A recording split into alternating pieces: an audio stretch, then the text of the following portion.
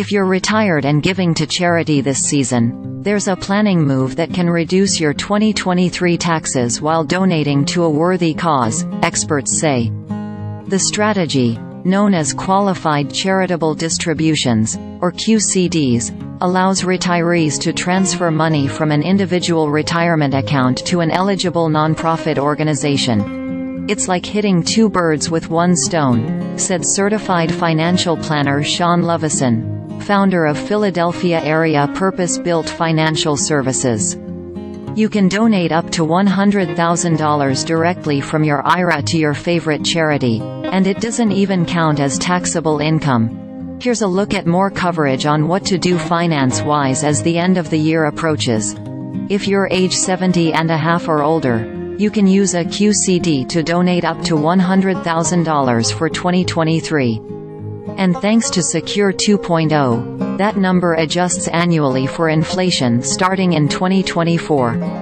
Next year, the QCD limit jumps to $105,000, according to the IRS. Since 2018, there's been a higher standard deduction, which makes it tougher to claim a tax break for charitable gifts. But retirees can still benefit from a QCD, even when claiming the standard deduction, because the withdrawal isn't counted toward adjusted gross income. If you're age 73 or older, QCDs can also cover your required minimum distributions, which otherwise would have boosted income, experts say. After preparing tax projections, you should aim to make QCDs in higher earning years to maximize the tax break, added Lovison, who is also a certified public accountant.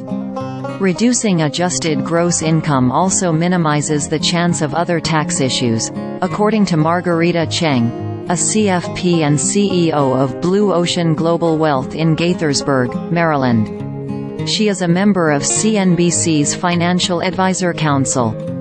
For example, more income can push retirees into a higher tax bracket, boost Medicare Part B and Part D premiums, or increase taxes on Social Security benefits, she said.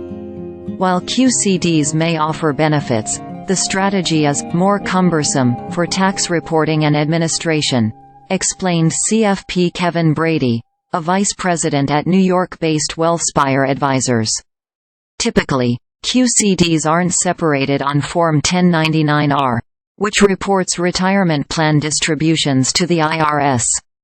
For example, if you withdraw $60,000 from an IRA and $30,000 is for a QCD, the form will still show $60,000 in distributions in Box 1, with no special code for QCDs, even though only $30,000 is taxable income.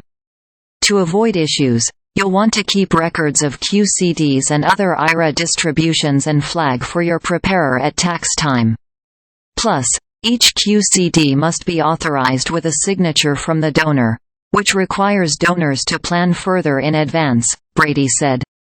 Like other charitable donations, you must get a written acknowledgement of the gift from the organization before filing your tax return.